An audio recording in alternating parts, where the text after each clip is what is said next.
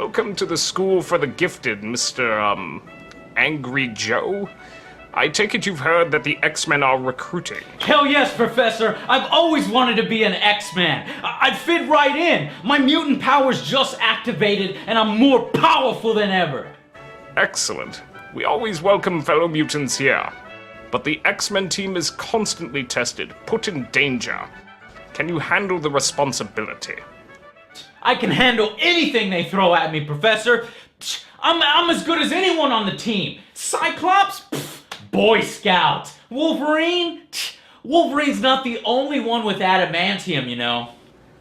Confidence. That's good. But don't let it cloud your judgment. First, you need to pass the test, demonstrating your powers for us in the Danger Room. No problem. Bring it on! Okay, Joe. We are going to start it out on the lowest setting and progress from there. Are you ready? Bring it on! Give me your best shot, bitches! Registered mutant.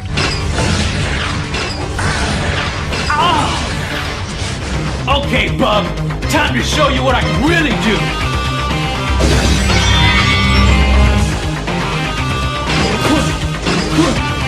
Ha-ha! I'm invincible! Oh dear.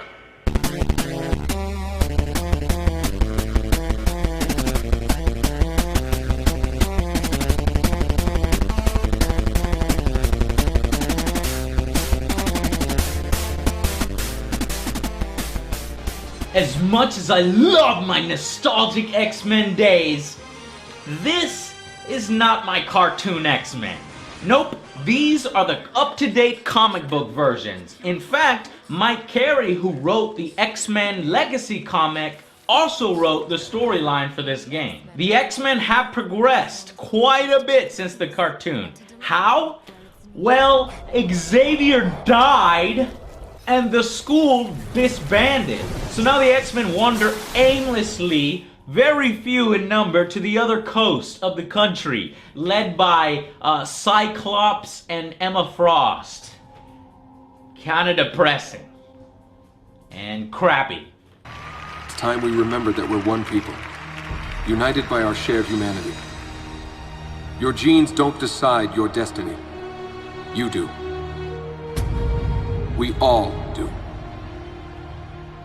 Thankfully though, throughout the game, all the X-Men that we know and love do show up. Who are you? Wait, I'm on your side. That's so. Dude, I swear. They'll fight alongside you sometimes, and even fight against you. I'm still the same sweet guy I always was. You're starting to irritate me. Leave him alone!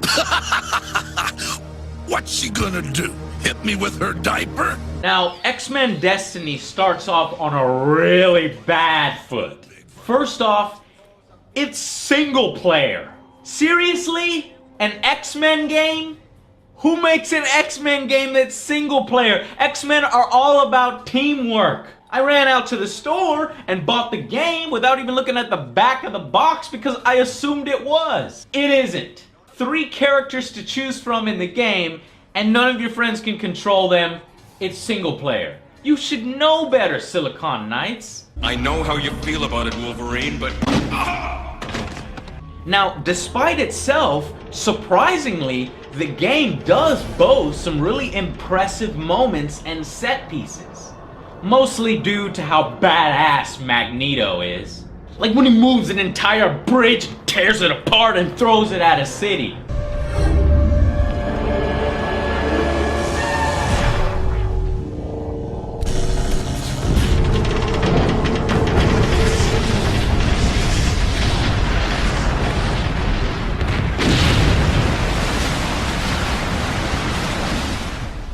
Gameplay in X-Men Destiny is your standard action beat-em-up with combo upgrades that we've seen in 100 generic games, especially movie license games. The spin here is that at certain points during the game, you are given a choice to create your own powers. This makes for great replayability. As you defeat enemies with light and heavy attacks, you unlock XP. Those XP can then be spent on new abilities and costumes. Another interesting thing is those costumes are based off of other X-Men. So if you equip a Juggernaut costume, you'll get bonuses that are related to the Juggernaut character, like knocking over and stunning people. Same for the X-Men powers. You can pick offensive, defensive powers. There's lots of costumes and X-Genes in the game because you have both the Brotherhood and the X-Men to choose from. This works really well, and it's unique enough to be fresh and interesting. It's one of the things the game gets right, and it's much better than a linear upgrade path that you see in most of these types of games. You can literally come up with hundreds, no thousands of different combination types. That's well done. Disappointingly, however, you're not going to be playing as your favorite X-Men characters. I know how you feel.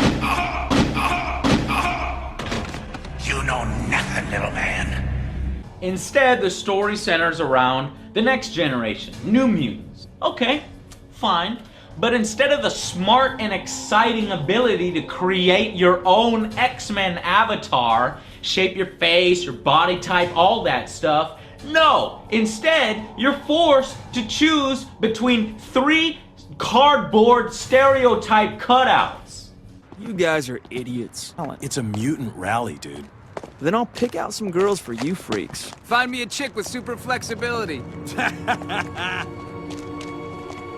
None of them compelling in the least to make you want to identify with these characters as you play through the story. A huge wasted opportunity. As events unfold, you will be given the choice on whether you want to do Brotherhood missions or X-Men missions. That combined with the way that you equip your character and the powers you choose makes for a very excellent high-level replayability. If you can get past the game's faults. And despite all those faults, I have to admit to you guys that I was able to do this. I had a lot of fun playing through this game.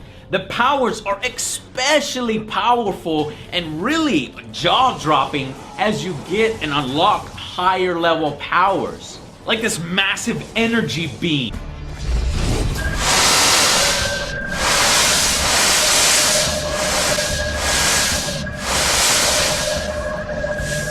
There's even a more powerful level above that, man. It makes you feel like a god, like the Phoenix in the X-Men universe.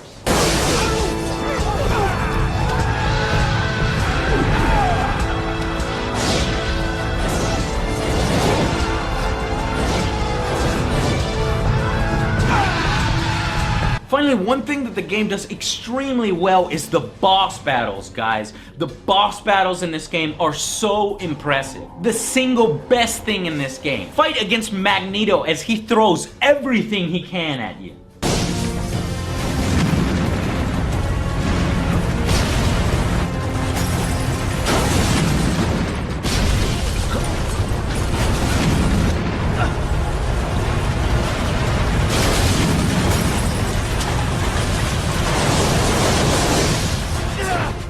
Or fight against an iconic Sentinel in a multi-part, really creative battle.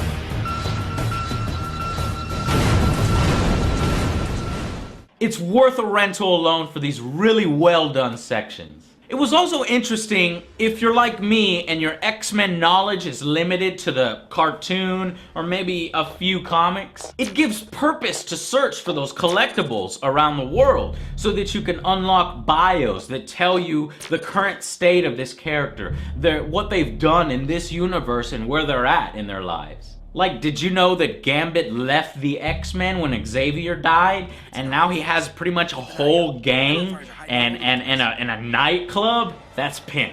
Why do they wear the masks? To answer question 1, I pay them well, they follow. That's simple. As for the second, I have my reasons. Alas, some things are best left unstated. You've also learned about the new X-Men that have been introduced in the comics, like supposedly the next most powerful mutant named Pixie? Don't worry, the X-Men will take care of you. See how Novarum Chinu!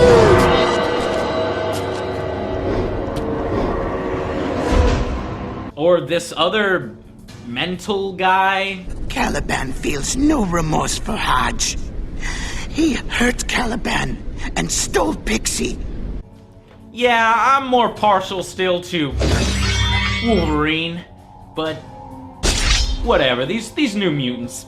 It was fun and interesting to learn about.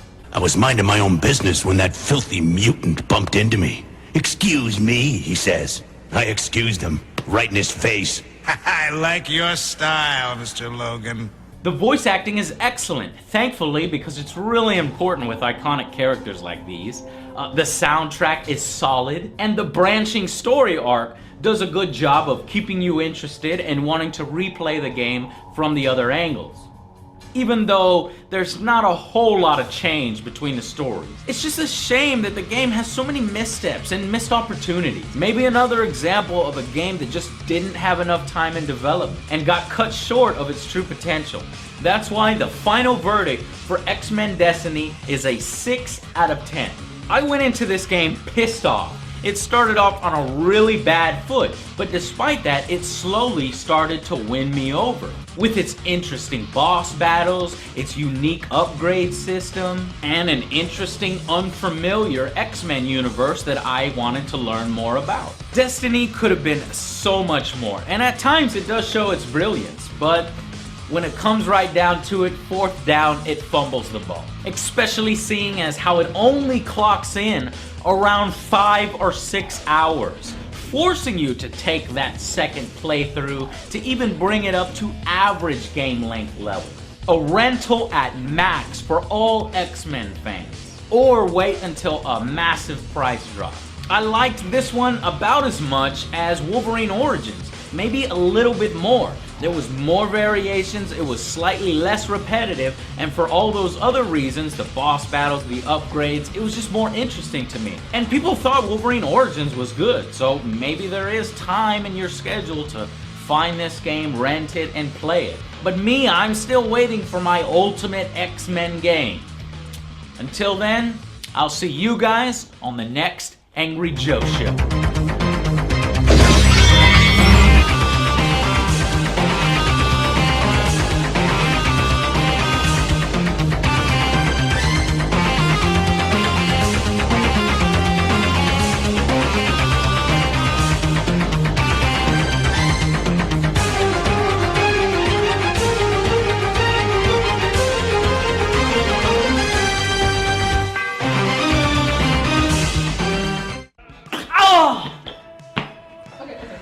My apologies, Joe. There are a number of people here in the danger room. Apparently, Jean Grey has a lot of work to do. She's fucking up my voiceover.